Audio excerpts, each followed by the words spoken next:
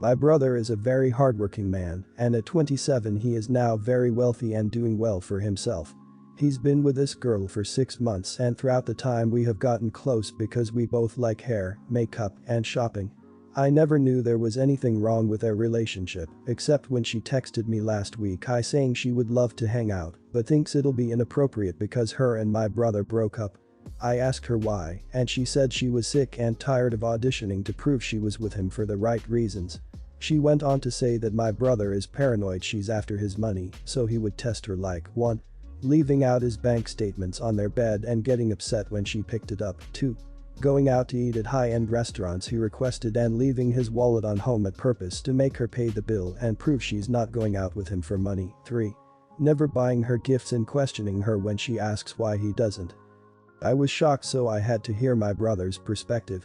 We spoke and he told me everything she said was true and that there's nothing wrong with making sure his girlfriend is with him for the right reasons.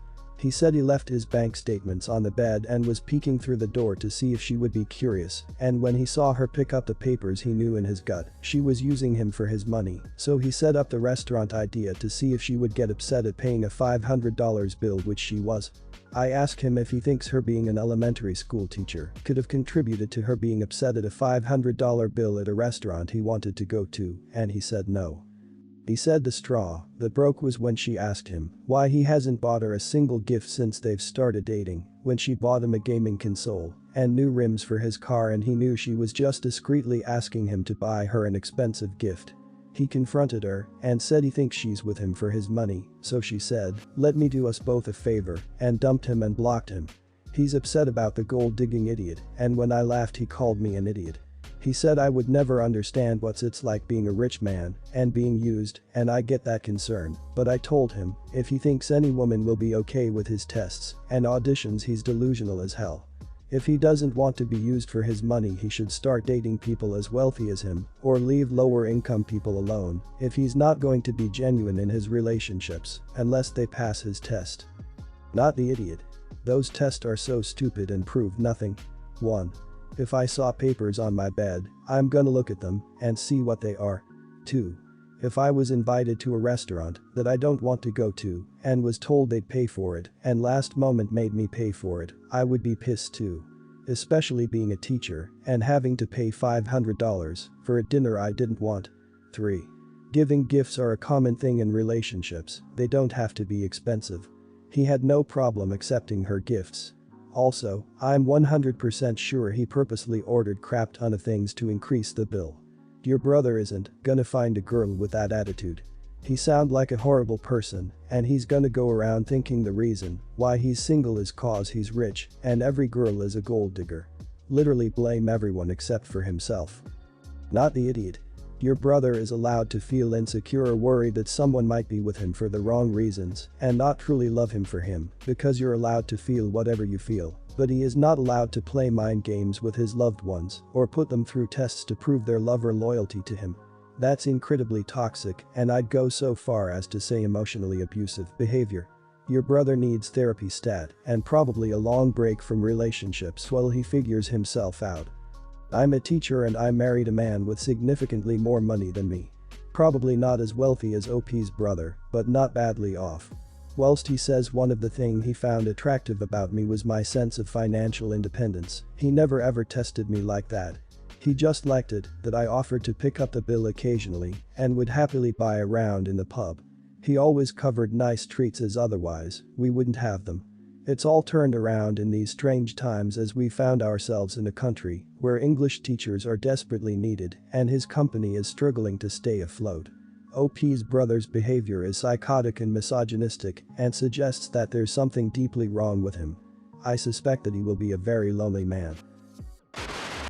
So, I, 18, have a thing going on with my group of friends for pretty much all of high school, that we hang out on Sunday evenings at someone's house. The hosts change week to week, whoever is able to host that week.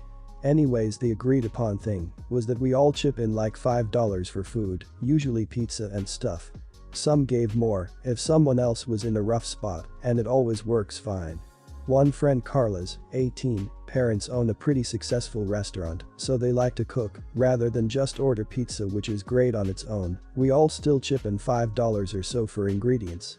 The problem that happened is the dad who likes to cook doesn't take criticism well and always makes something I either can't eat due to allergies, or just am not into. I stopped joining in and chipping in money when they would host, so I wasn't a letdown for a while. I had definitely been as clear as an awkward girl can be about what my issues and allergies were.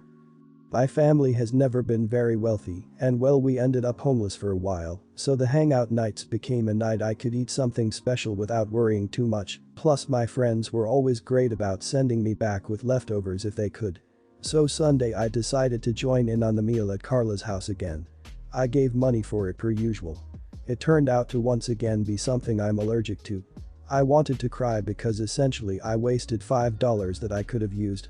Not wanting to confront them about getting the money back or being a party pooper, I ate some.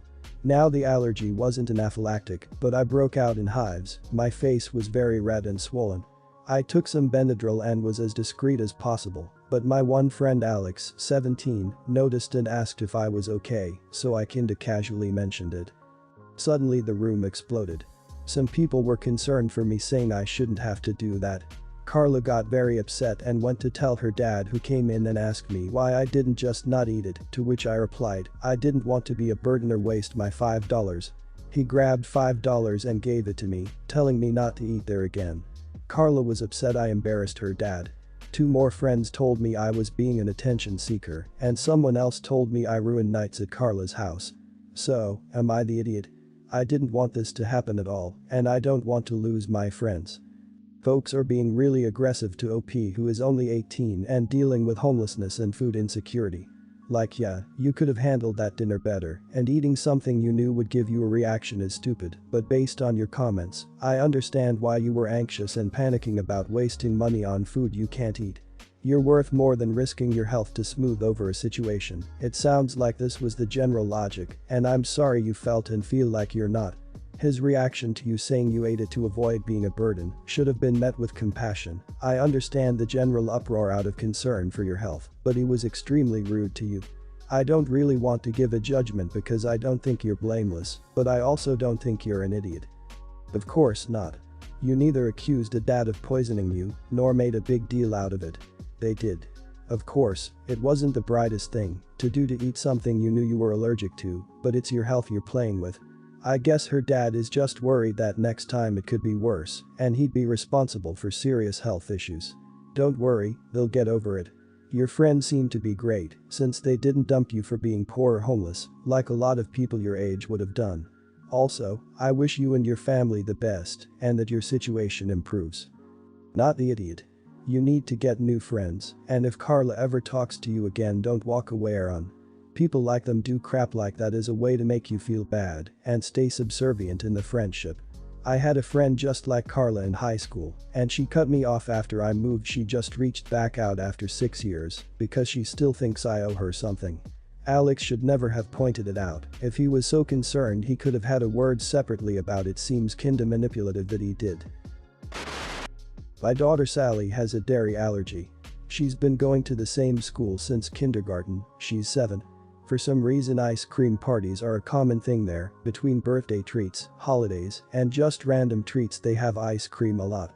After the first couple times of dealing with an upset kid because she couldn't have any ice cream and everyone else did, I went and talked to the school and asked if I picked up some of those tube juice pops that you can freeze whenever, don't know the actual name, if they could give her one of those during their ice cream parties.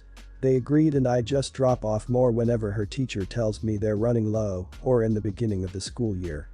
It's only October and I dropped off a pack of 30 in August, which usually lasts all year, and she even brings them back home her last day of school. So her teacher emailed me a heads up that there were only 3 left. Seemed strange, but I grabbed a pack when I went grocery shopping. So yesterday when I dropped them off with the teacher, I jokingly said, "Wow, you guys must have ice cream every other day. Wish they did that when I was in school." She said, "Oh, no, we've only had ice cream a couple times, but some of the kids saw that Sally had a popsicle, they wanted one of those instead." I said, "Yeah, but Sally can't have ice cream, that's why I buy the popsicles." She said yes, I understand, but it's not really fair that she gets to have a popsicle and the other kids have to have ice cream. I like to encourage sharing, and this way Sally will feel good knowing she shared with her classmates. I said again, it's fair, because she cannot eat ice cream, the other kids can. If she didn't have a dairy allergy, the popsicles wouldn't even be here, and fairness didn't seem to be a big deal when all the other kids were getting ice cream and Sally couldn't have anything. She was like, well, that was before she was in my class. I basically gave up and left. I was telling my wife and she said, it's just popsicles, who cares if some are given away. It's not about the popsicles though, it's that the school didn't care when everyone else got ice cream and Sally couldn't and basically had to sit there and felt left out, but now because she has popsicles it's not fair. This was never an issue before she had this teacher either. I'm going to see how long this bag lasts, and then maybe I'll start sending only 10 at a time or something. Am I the idiot for making a big deal over this? Maybe I'm overreacting. Not the idiot. You're paying for this out of your own pocket. What the school is doing is stealing from you. Doesn't matter if they are relatively inexpensive. It would have been one thing had they contacted you in the beginning to ask if it would be okay to give away some popsicles, but they didn't. They need to either reimburse you or stop giving away your stuff. As for kids who may be upset that they don't get a popsicle, tough. They need to have it explained to them that your kid cannot have ice cream and that these popsicles are brought so she can partake in the fun. The teacher is wrong. Sally shouldn't have to share her popsicles since she can't have ice cream. A 7-year-old should be able to understand that those are special for Sally. It just seems like the teacher is being lazy and not wanting to deal with explaining it to the kids. She should know that the school is paying for the ice cream, you are paying for Sally's popsicles. It's the principle, not the money. Not the idiot. If the school was going to let someone else have your daughter's popsicles, they should have asked. Really, the person bringing the treat or the school, if the school is providing ice cream, should have non-dairy available for students who can't eat dairy products. It's pretty common. But regardless, these were popsicles specifically for her that were provided by you for the sake of convenience, knowing that alternatives would not be provided by anyone else. It's not about the money, but the bad behavior. Have a talk with the principal about this. The teacher is out of line. My husband's sister has 3 kids ages 8, 7, and 5. She and I have never been the best of friends exactly.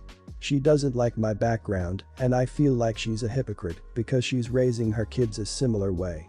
My parents were not good parents and my siblings were unruly. They got into trouble often and were in and out of juvenile detention and jail their whole lives. I was the odd one out in the family.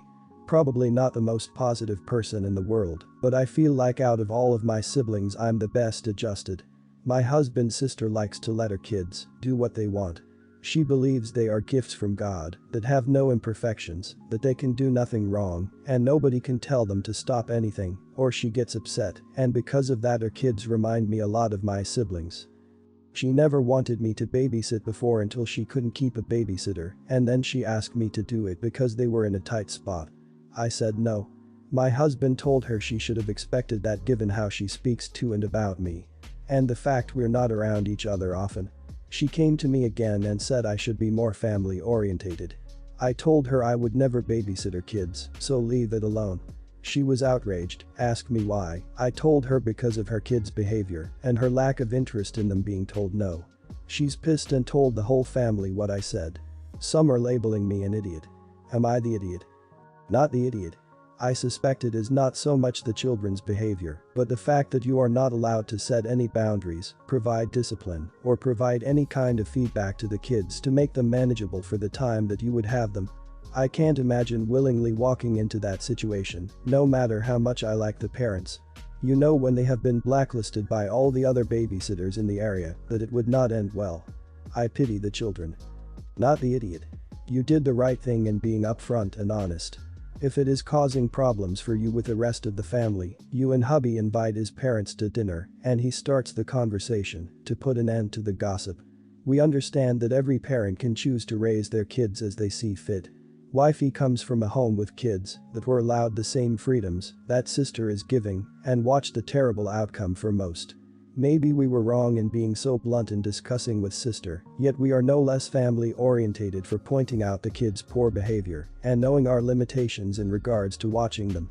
With that being said, it is unfair for sister to create division in the family due to this. Not the idiot.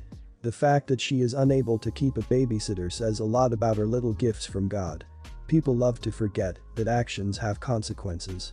So she can choose to raise her children to be unruly little brats if she wants, but the consequence is that no one will be willing to babysit her kids. You are not the idiot. Also, it's pretty bold to speak badly about someone and then have the nerve to ask them to watch your kids. I wouldn't worry about other family members being upset. You didn't mention any of them offering to watch her unruly children. Mildred. That's my 6-year-old daughter's name. I fought so hard to not have her named that, but my wife was dead set on it. Who even names their kid Mildred anymore? Are we in the 19th century or something? And plus I know how kids are. Sure enough, I picked up my daughter from school today, and usually she's excited when I pick her up, but she was quiet. I kept asking her what was wrong, and when we were almost home, she finally confessed and said that someone in her class had said that her name sounded like a grandma. Basically, old. She said she didn't like her name anymore, and I tried to sympathize by saying, "I'm sorry, kiddo. Yeah, I never liked your name either. I thought it was a stupid name when I first heard it, but everyone in the family thought it was okay, and I got shot down. But on the bright side, you can change it when you get older." We were in the garage by then, and she looked at me in horror and said, "You don't like my name either." And she opened the door crying and ran inside before I could catch her. She told her mother that I said her name was stupid. Somehow she also forgot to mention the kid in her class who started it, and even after I explained the whole situation to my wife, she was mad and wanted me to apologize. I refused. I said, "Apologize for what? I don't like the name, I never liked the name, and our daughter doesn't even like the name." I was mad at the moment, too, so I walked away, but later I tried to talk to our daughter and ask why she just started crying like that, because I was genuinely confused, still am, to be honest, but all she said was that she wasn't happy at me and that she didn't want to talk to me right at the moment. I'm not too worried about my daughter because she's 6, so she'll probably forget it by tomorrow, or like a week at most, but my wife is really mad at me right now because she was telling me that I should apologize tomorrow, and I kept saying no. I think she just feels guilty that she named our daughter Mildred, but I'm curious if I'm the idiot here. All I did was agree with my daughter when she said she didn't like her name. I still want an explanation why she just started crying like that. You're the idiot.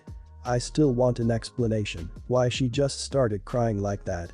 Explanation. Because she is 6 years old, was bullied for her name, something she didn't choose, and needed to be consoled. You failed. Please read a parenting book. Also, consider couples therapy if you and your wife cannot compromise on something as big as naming your child. For what it's worth, you don't have to like the name Mildred. But as a parent you should learn how to better love and care for your daughter, whose name is Mildred. Also, if this becomes an issue when she gets older and she pushes for a name change, let her go by her middle name or Millie. You're the idiot. Your daughter is 6. You should be helping explain her emotions to her, not the other way around. You literally have less emotional intelligence than a 6-year-old. You should be ashamed of yourself. To insist, after being told dozens of times that you were wrong and owe your daughter an apology, that you actually won't apologize unless your daughter continues to be emotionally braver than you and continues to directly confront and explain to her own authority figure why your bullying makes her feel bad. You should be so embarrassed.